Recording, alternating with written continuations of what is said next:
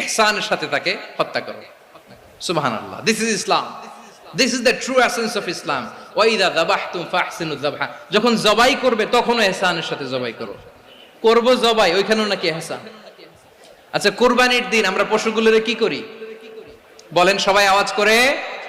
জবাই। জবাই মানে তো এটার মেরেই ফেলতেছি, একটু পরে তো টুকরো টুকরো করে গোশতগুলো খাবো, এটা তো খাবো, এটা তো মেরেই ফেলবে। বিষ্ণু বলে না, জবাইয়ের মধ্যেও মুমিনের জবের ভেতরেও ইহসানের পরশ থাকা চাই। যখন জবাই করবে প্রাণীটাকে হাত পা টাইট করে বেঁধে নাও, ছুরিটাকে শার্পেন করে নাও, ধারালো করে নাও, যাতে অল্প সময়ে জবাইটা হয়ে যায়, প্রাণীটা যাতে কম কষ্ট পায়। সুবহানাল্লাহ পড়ে। This is called Ihsan.